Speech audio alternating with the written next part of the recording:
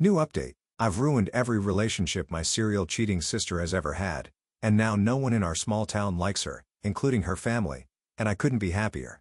Okay, hello, people. You all wanted an update. The original is getting long, so I'm making a second post about it. So I'll start off with my stepmother's reaction around the time she would have gotten home. I sat in front of my phone like a kid on Christmas waiting. To my disappointment, all I got was a text message. It said, "Tomorrow, lunch, Fave Pizza Place." It said the actual name, but you get what I mean. That was all. I was wondering if she was going to end my life. After some discussion with my friends, I went, possibly, am I still alive? You could say that. So I met my stepmom at the pizza shop I adore. We order, and she's smiling at me. It was kinda creepy. She asked me if I knew why she invited me out. My response was probably dumb, but I replied to unalive me. She left shaking her head and told me she spent too much time keeping my dumb butt alive to off me now. She said the reason she invited me is because she now has no reason to keep my father's secrets from me.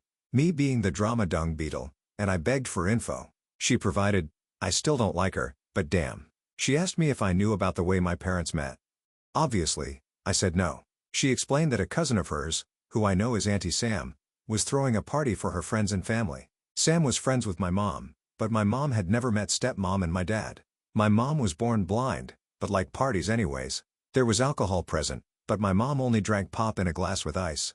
My stepmom left early because she didn't like being away from Kelly long, and my dad stayed. Sam introduced my father to my mother. Sam had no reason to suspect anything would happen. Sam was also already drunk to my stepmother's knowledge. Sam doesn't know what happened from there.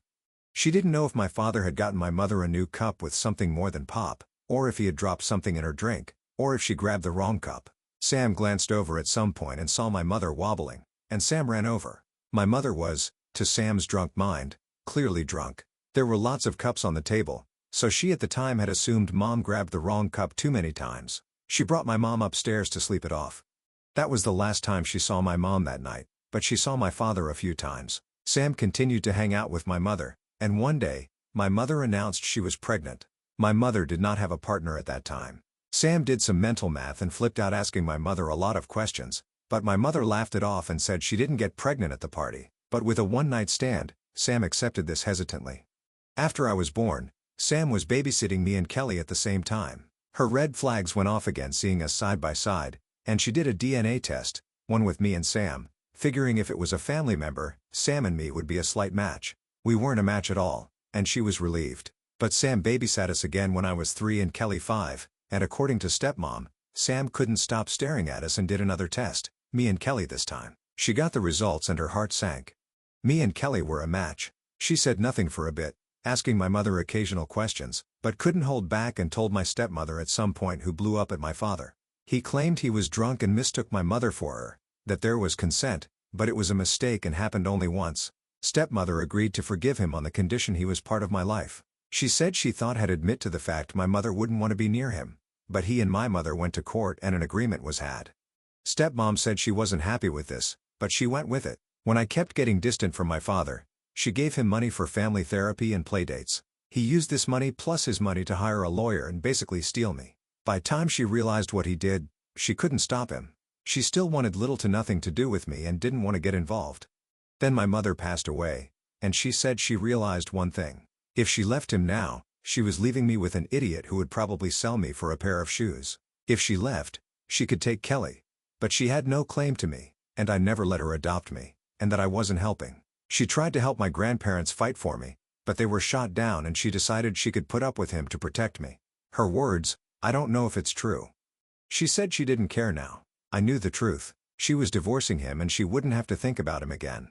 I asked her about Kelly and she shrugged and said her daughter ended up a bit too much like her father for her liking and that she was going to give Kelly a few options to try and fix the problems she saw in Kelly such as therapy, cutting off her father, but she was going to take everything from my father as the prenup they signed basically says cheater gets nothing but the clothes off their back.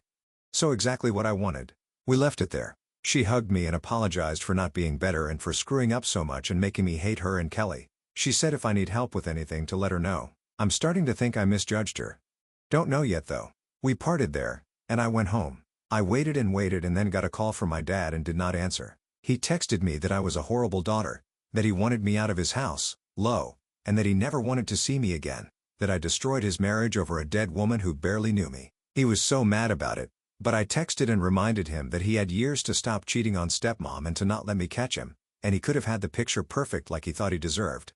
I also called him a few choice words on my mother's behalf. Next was Kelly. She did in fact find the post and apologized. Not. She texted me paragraph after paragraph calling me a manipulated B-word, saying I spent my life lying to her face over a mistake she made when she was 10, that she didn't need to apologize or feel bad, that I should have liked being part of a new rich family, that I didn't need to tell her mother anything about her dad bribing her or her cheating. I did tell stepmom during the meeting that it was my fault stepmom gave her the ultimatum, which was get therapy, cut dad off, or find somewhere else to live. I just sent back a laughing emoji and blocked her and my dad. That was all yesterday. Does not end there. As some of you know, my therapist called me this morning. He asked if I had time to meet today, and I did. So I met with him, and I walked in. He turned his laptop to face me and showed me the TikTok video about me and asked, "Is this you?" I couldn't stop laughing, and he just shook his head and said he had a lot more work to do than he thought he did, but he was smiling. I saw that smile. He just didn't want to tell me he thought my revenge was awesome. I know it. We chatted a bit about the situation, about how it was a bit far. I disagree, but whatever. I left. Stepmom called me later and asked for help with something. I went to her house curiously. She told me her lawyer told her to give dad yesterday to come get his stuff and get out. He got what he could. And now today, we were going to have a bonfire. I asked if this was lawyer approved, and she shrugged and said it's her stuff anyways. Dad bought none of it and probably can't afford a lawyer to fight her. So we threw a lot of stuff in a pile and let the flames burn. It was kind of fun. She invited Andy Sam over who cried and hugged me because she felt bad for not telling me, but she hated my father and wanted to be nowhere near him. I showed stepmom the text from Kelly, and she called Kelly and told her she had no one to blame but herself and not to blame me for the fact she couldn't help chasing nice guys away. And if she wanted to stick with a nice guy, she should act less like her cheating mess of a father and that Kelly had a week to decide her choice. She's an adult, and stepmom can ditch her whenever she pleases. She hung up. Stepmom, me and Andy Sam ordered pizza, and stepmom's dad called her, asking what was going on and why Kelly showed up at their house crying. Stepmom went inside. I have no idea what was said, but she came out looking smug and told me not to worry about it because Kelly wasn't my problem anymore. I shrugged it off and said whatever then. Anyways, the day ain't over yet, but I have Kelly and dad blocked. My maternal grandparents have confirmed that stepmom was ready to sneak the money to lawyer up fight for me after mom died. I did confront her about not helping them when mom was alive, but she's sticking to the story that she didn't know my father was taking them to court the second time until it was too late, and she felt awkward contacting my mom after she helped steal her child. My stepmother's parents have also told me not to worry about my dad and Kelly and that if they try anything after this, they will wish they had licked their wounds and moved on. I don't know what my stepmother's parents told Kelly, but apparently, they are highly against cheating of any kind and think Kelly should do as stepmom said. Cut off dad and seek therapy and apologize to me. I think that's everything. It was crazy for a bit there, but in moving on with life, washing my hands of Kelly and dad as far as I'm concerned, if I'm ditching stepmom or not, she said she'd completely understand if I did as she says she screwed up bad during my childhood, but she still wants to help me with expenses and stuff.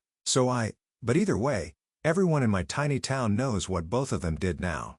Some people in my town actually found the post as well, not just my therapist, and drama spreads fast apparently. I'm also owning that shit when I'm asked about it because I want people to know what they did to me. I don't think stepmom is facing much backlash. She did give all the pictures I printed off to her lawyer who laughed at the pile and said me existing was enough proof for the divorce, but the pile doesn't hurt, especially since I wrote the dates on many of the pictures and some were relatively recent. I don't think this is as good as the original post because I never expected to make an update, and I've kinda written this as it happened.